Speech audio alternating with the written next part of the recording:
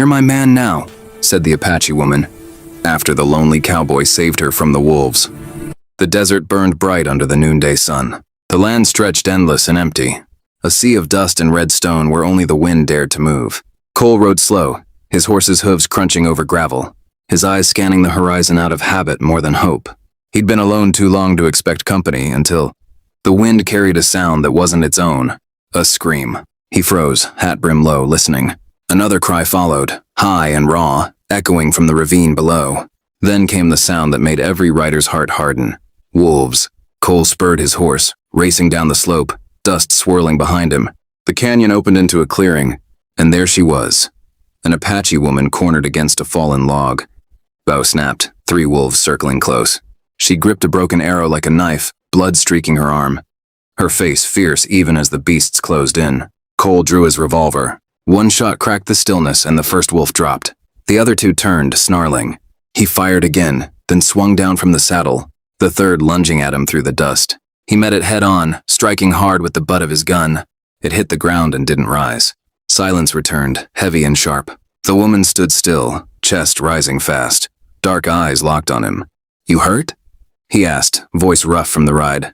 She shook her head, glancing at the cut along her arm. "Just a scratch." He tore a strip from his sleeve and stepped closer. "Let me see." She hesitated only a second before letting him wrap the wound. His hands were sure and careful, her eyes steady on his face. "You ride alone?" she asked. "Always." "You could have kept going." "Could have," he said, tying the cloth tight. "But I heard someone calling."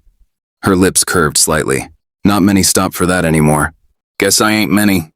They shared a small silence, the kind that doesn't need filling. Then she nodded toward the canyon rim.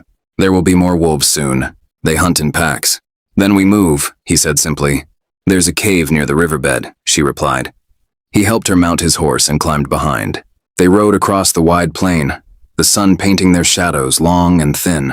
The air smelled of sage and gunpowder. Cole could feel her calm strength in the way she sat tall in the saddle. When they reached the cave, it was cool and shallow, a pocket of shade against the endless light.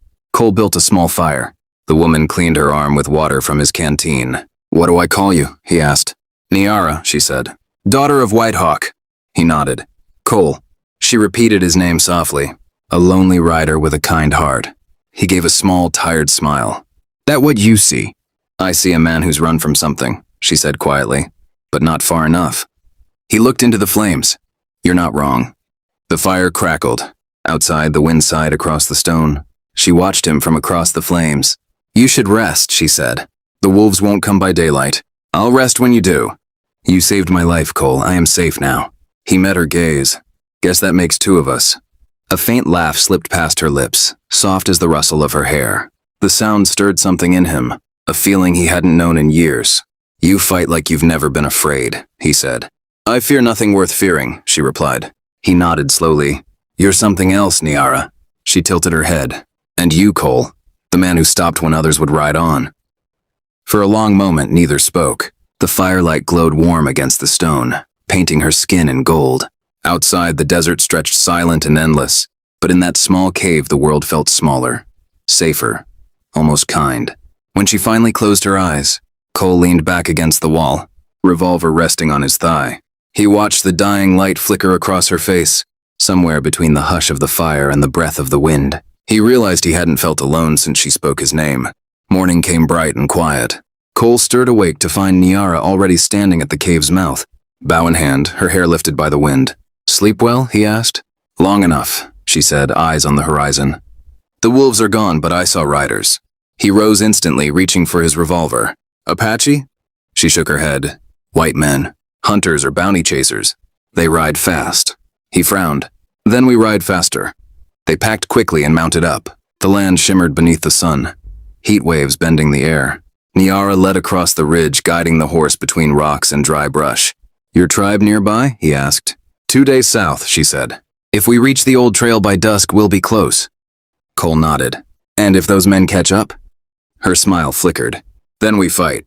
Not long after, a dust cloud rose behind them. 5 riders at least. The chase began. Gunfire cracked across the canyon. A bullet tore through the sand near their horses' hooves. "They're bounty men," Niara shouted. Cole cursed under his breath. "Figures. You have enemies." Had. They just don't know when to stay dead. They veered into a narrow ravine. The walls closed in, echoing with the pounding of hooves. Cole pulled the horse under a ledge. Here. They dismounted, crouching behind the rocks. He checked his gun, 3 bullets left. She counted her arrows, 4. Guess it's even, he said. Her eyes flashed. Then we don't miss. The first rider appeared. Cole fired, 1 down. Another charged in, but Nyara's arrow struck his chest clean. The fight thundered through the canyon. Bullets, dust, shouts. Cole's revolver clicked empty just as a third gunman climbed higher. Down! Nyara cried. He dropped, the shot grazing stone where his head had been. She loosed her last arrow, striking true. The final 2 men turned tail, disappearing into the sun glare. Silence again. Cole exhaled hard, leaning back. You fight like you were born for it, he said. Nyara smiled faintly. And you fight like you've been waiting for a reason. He met her gaze. Maybe I just found one. For the first time, she looked away. Be careful with words like that, cowboy. The desert remembers promises. Then I'll keep this one, he said quietly. They climbed back onto the horse and rode toward the river valley. The land softened, streaks of green cutting through red dust. Birds circled high above. By midday, the horizon shimmered with smoke, signs of life. Nyara slowed. My people, she whispered. They're close. Cole studied the valley. You sure they'll take kindly to me? They'll see the man who saved their daughter, she said gently.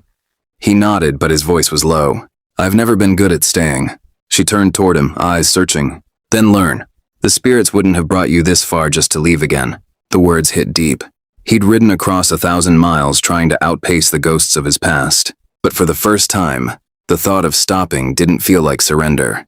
They reached the riverbank. The air shimmered with heat, the smell of water strong and sweet. She dismounted, standing close enough for him to see the sunlight in her eyes. You could come with me, she said softly. No more running. He looked at her. Dust streaked across both their faces and smiled. Maybe I've already stopped. She reached for his hand, fingers tracing the calloused skin. Then you're mine now, Cole. The spirits decided when you saved me. He stepped closer, his voice a low whisper. You sure about that? Her smile was calm, certain. I don't doubt what the desert gives. He leaned in, slow and sure, and kissed her. It was brief, tender, and real. The kind of promise no words could carry. When they broke apart, she whispered against his lips. You're my man now, cowboy. He smiled, tipping his hat. Reckon I am. They turned toward the valley, the wind carrying the scent of rain and wild sage. Behind them lay the endless desert. Ahead, a life neither had expected to find. And as the sun dipped low, painting the world in gold, the lonely cowboy and the Apache woman rode on together. 2 hearts bound by danger, by fate, and by the kind of love that could survive even the wild.